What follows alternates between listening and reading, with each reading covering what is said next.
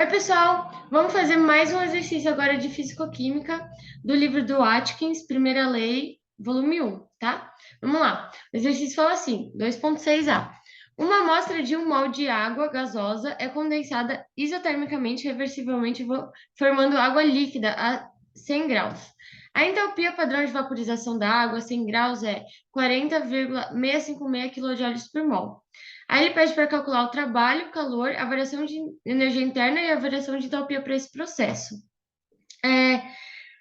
Para a gente fazer esse exercício, a gente precisa relembrar conceitos de química básica, porque ele fala aqui que a água ela vai passar de vapor para forma líquida.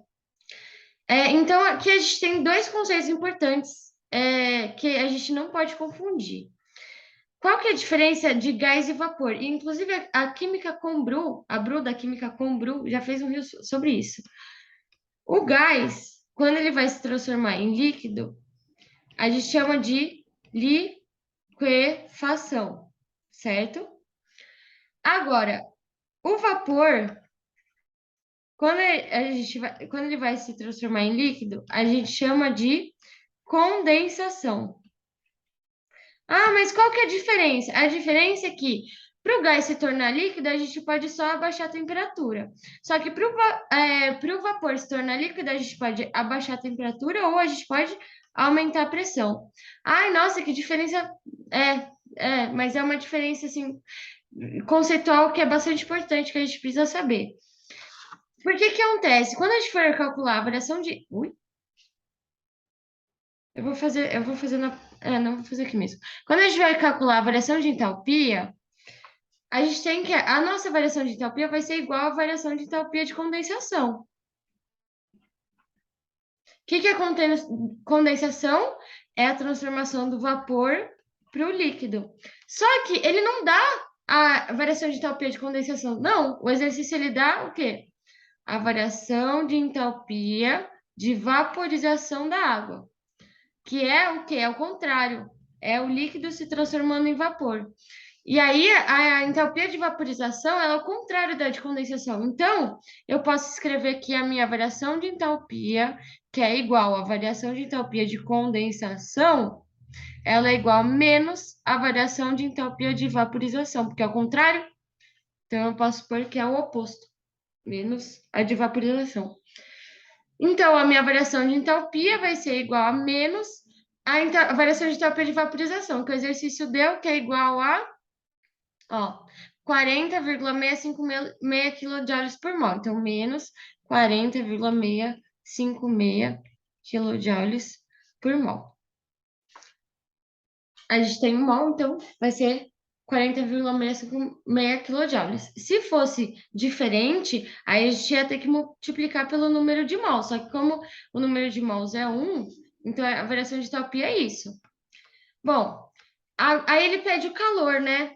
O calor, ele vai ser igual a variação de entalpia, por quê? Porque eu tenho que a minha pressão externa é um ATM, porque é uma transformação isotérmica reversível.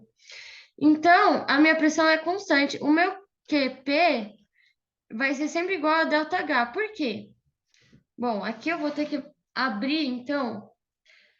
Bom, vamos só continuar. Então, se o QP é igual a ΔH, então eu tenho que o meu QP vai ser igual a menos 40,656 quilojoules, tá? Esse é o meu calor e a pressão constante. Mas por que que o meu QP é igual a ΔH? Bom, eu vou abrir isso aqui e aí a gente continua para descobrir o resto das coisas. O meu QP é igual a ΔH por quê? Se a gente for lá na definição de variação de energia interna, a gente tem que a variação de energia interna é igual a Q mais o trabalho. Só que o meu Q, para uma expansão isotérmica reversível, o meu Q, ou o meu trabalho, vai ser igual a menos integral de volume final, volume inicial, pressão externa, variação de volume. Tá, esse vai ser o meu trabalho. E aí a gente tem que... Gente, eu tô sendo bem aprofundada agora, porque é ensino superior, então a gente tem que demonstrar as coisas, tá? Aqui eu estou só resolvendo a parte de cálculo mesmo, que vocês precisam saber. Então, nem tem muito o que explicar aqui, eu estou só resolvendo e demonstrando, tá? PV2 mais PV1. Aí eu tenho que o meu QP é igual a U2 mais PV2 menos U1 mais PV1. Bom, aí eu cheguei nisso aqui. Beleza. A gente lembra que isso daqui se refere ao quê? A um estado inicial da transformação. Estado inicial da transformação. E lembra que a entalpia é igual a, por definição, né? Variação de energia interna mais PV. Então, na real, eu nem precisava colocar esse delta aqui na frente. A minha entalpia, por definição, ela é igual a energia interna mais P delta V. Falei isso lá na primeira aula de revisão, tá? Então, perceba aqui que a gente já tem uma entalpia inicial. E a entalpia final. Falei errado, gente, desculpa. Que é o 2, né? Desculpa, gente. Bom, estado final. E aqui eu tenho um estado inicial de entalpia. Então, eu tenho que o meu QP vai ser igual a H2 menos H1. H2 menos H1 nada mais é do que variação de entalpia. É por isso que sempre que a gente tem uma pressão constante e a gente precisa calcular o calor, a gente vai ter calculando o QP, que é o calor à pressão constante. E o QP vai ser sempre igual a ΔH, por causa disso aqui, por causa dessa demonstração que eu fiz aqui. Se a gente for raciocinar a parte teórica relacionar com a parte matemática da fisicoquímica, por causa disso. Enfim. Agora a gente pode continuar. Bom, a gente já descobriu então a variação de entalpia e o calor, e aí ele quer saber agora o meu trabalho. O meu trabalho ele vai ser menos a pressão externa, né? Porque a gente tem uma pressão constante e a gente não tem variação de temperatura, porque ele falou aqui que foi uma condensação isotérmica, né? Vezes a variação de volume. Só que ele fala aqui que foi uma condensação reversível. Então, a minha variação de volume, ela vai ser com aquela formulinha do gás ideal, PV igual a nRT, ok? Então, a gente vai usar aquela fórmula para expansão isotérmica reversível, que eu falei lá na primeira aulinha. Eu tenho que o meu trabalho equivale a menos... na verdade, tem umas observações a fazer antes. O que acontece? A minha pressão externa, ela é 1.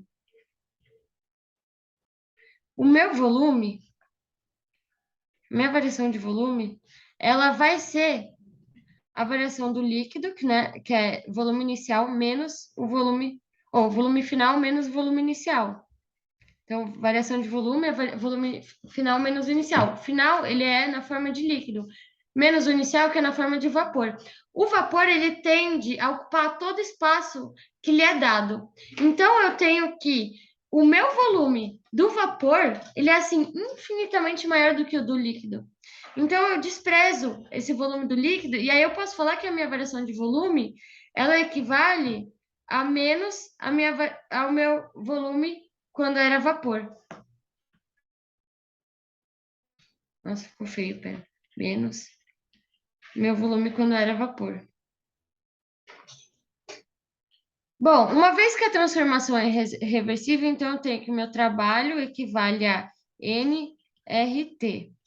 Então, a gente vai ter que 1 mol vezes 8,3145 joules sobre kmol, vezes a temperatura, que é 373 Kelvin. Isso vai dar que o meu trabalho é igual a 3,1 quilojoules. Ai, gente, eu sei que é meio chatinho. Não falei que ia ser fácil, mas Hoje vocês têm eu para ajudar vocês. Quando eu fiz físico-química, eu precisei fazer esses exercícios, a professora não corrigiu, então eu não sabia o que eu estava fazendo, não sabia se o que eu estava fazendo estava certo, não sabia por que que eu estava fazendo. Então agora vocês têm alguém para explicar, pelo menos. Então, e eu tenho que a minha primeira lei fala o quê? Que a variação de energia interna de um sistema é o quê? A energia na forma de calor mais a energia na forma de trabalho. A gente já calculou o calor, que é igual à variação de entalpia, né? Que vai ser menos 40,656 quilojoules, mais o trabalho. O trabalho a gente calculou agora, que é 3,1 quilojoules. Perceba que como o meu calor já estava em quilojoule, porque ele deu o valor de entalpia lá em quilojoule, eu tenho que calcular o meu trabalho aqui em quilojoule também, tá? Senão depois eu não vou conseguir somar aqui, porque as unidades têm que estar iguais para eu somar. Isso é matemática, regra de matemática. Então a minha variação de energia interna vai ser o quê? Menos 37,556. Pronto, é isso. O exercício 2,6 era isso. Agora vamos para o próximo. Eu vou colocar a playlist aqui embaixo. E se você tiver ainda muita dificuldade nesse assunto, ou se você tiver precisando de ajuda em química, me chama, a gente marca uma aulinha particular, ok? Quem sabe um acompanhamento. Então tá, vamos para o próximo vídeo.